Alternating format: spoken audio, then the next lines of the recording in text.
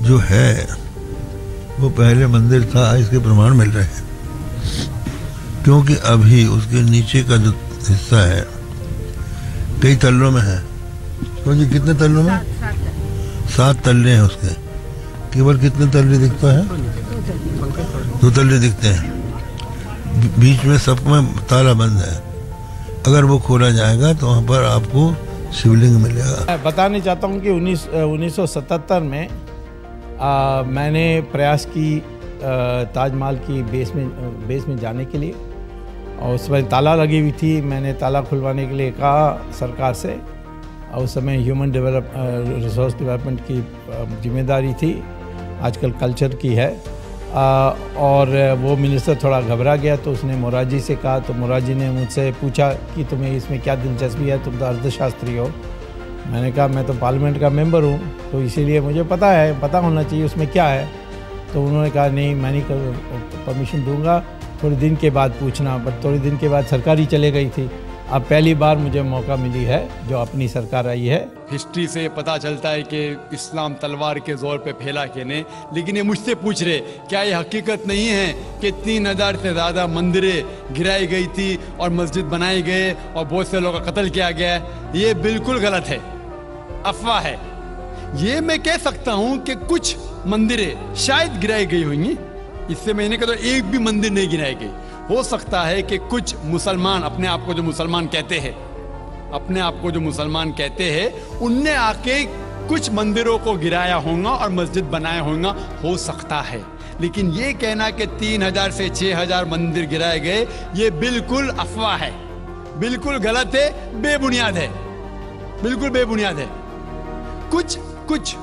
कुछ मुसलमान राजाओं ने गलत काम किए होंगे, उससे आप इस्लाम को दोषी नहीं ठहरा सकते। अगर हिटलर ने 60 लाख यहूदी को जिंदा जलाया तो मैं कह सकता हूं कि क्रिश्चियनिटी खराब है? बिल्कुल बेबुनियाद है, वो हिटलर ने किया। बाइबल में तो ही लिखा है कि जलाना चाहिए। इसी तरीके से ये खाली अफवाह है।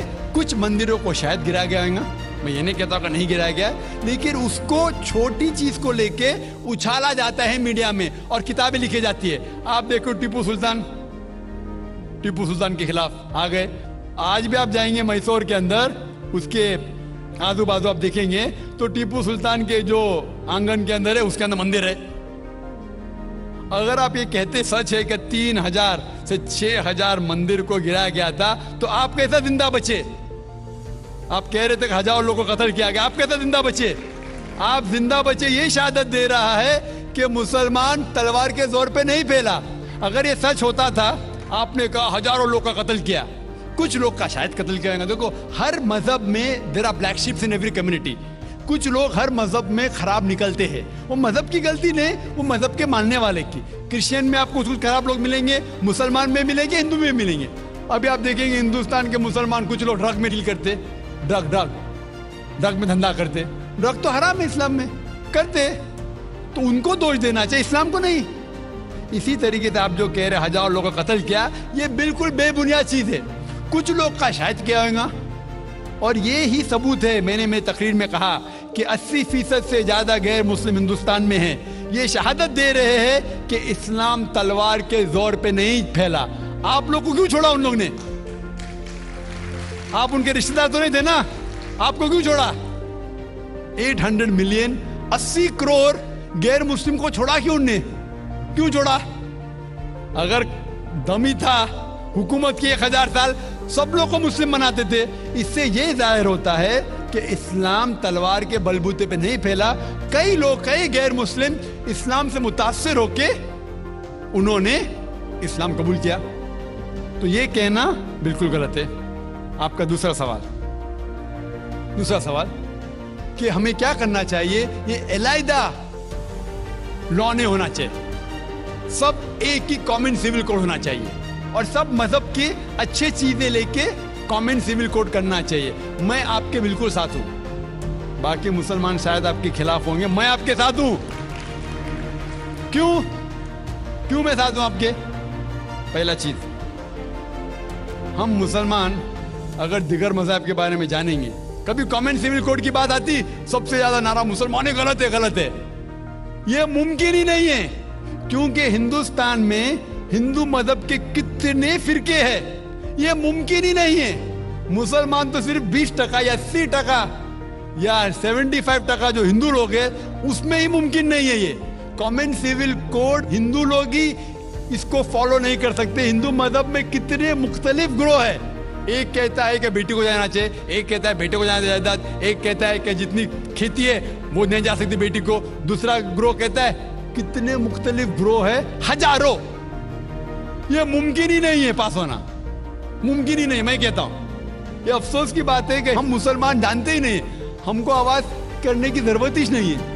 ये खाली हमें छेड़ रहे हैं। क्या कर रहे? छेड़ रहे हैं और हम उकसा जाते हैं। Point number 1। पॉइंट नंबर 2, मान लो आप लोग कबूल करते हैं कि कॉमन सिविल कोड होना चाहिए। आपने क्या कहा कि सारे धर्मों की अच्छी बात को लेना चाहिए। बिल्कुल सही। मेरा पहला सवाल, आप इस्लाम में एक चीज बताओ जो इंसानियत के खिलाफ है, तो हम निकाल देंगे उसको।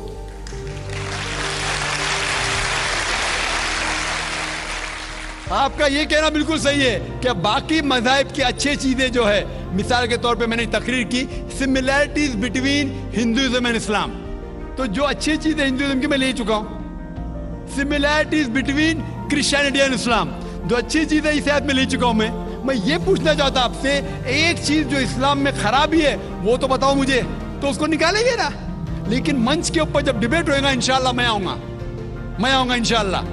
हाँ, मंच पे जब डिबेट होएगा कि हम क्या करेंगे, हर मज़ाहिब की अच्छी चीज होंगी। तो मैं ये चाहता हूं कि इस्लाम की तरफ से उस मंच पे, उस स्टेज पे इंशाल्लाह मैं आऊंगा। ये चैलेंज है। कोई भी शख्स हिंदुस्तान में हो, मिनिस्टर हों दो, कोई भी स्वामी हों दो, कोई भी शंकराचार्य हों दो, इंशाल्लाह मैं तालिब इल्म हूं इस्लाम और दीगर मज़ाहिब का। मैं तस्लीम करता हूं कि डिबेट होना चाहिए, हक बात जो निकली, लेकिन उसके ऊपर अमल भी होना चाहिए।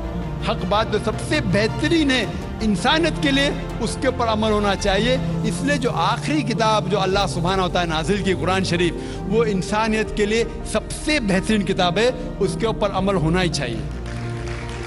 आपका तीसरा सवाल, क्या ये हिंदू जो है इनहेरिटेंस के अंदर, ये इनहेरिटेंस जो होता है इस्लाम के अंदर 1/3 हिस्सा, 1/3 हिस्सा हम विल में दे सकते हैं। देना जरूरी नहीं है, दे सकते हैं। इस्लाम के जो विल के अंदर जो आता है इनहेरिटेंस, वो कुरान की आयत है सूरह निसा की सूरह नंबर 4 आयत नंबर 11, 12 और 176। उसमें कहा गया है कि जो भी आपकी जायदाद है, अल्लाह सुब्हानहू व तआला कह चुका है कि आपके बेटे को बेटियों से डबल मिलेगा। आगे लिखा गया है आपके वालिदैन को 1/6 मिलेगा।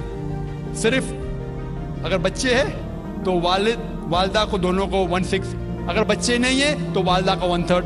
आगे बढ़ती आयत नंबर 12 पे लिखा है कि आपकी बीवियां जो आपके लिए छोड़ेंगी, अगर बच्चे नहीं आपको आधा मिलेगा, बच्चे हैं तो 1/4 मिलेगा। आप जो आपके बीवियां के लिए छोड़ते हैं, बच्चे नहीं तो उनको मिलेगा 1/4, 1/4, बच्चे हैं तो 1/8, 1/8। डिफिकल्ट है, याद रखना, आप जाके रेफरेंस देख सकते हैं, सूरह निसा सूरह नंबर 4 आयत नंबर 11 से 12। और इसके बाद अगर आप किसको विल करना चाहते हैं अपनी जायदाद, मैक्सिमम 1/3, लेकिन ये विल जो करेंगे आप, ये इन लोगों में से नहीं होना चाहिए।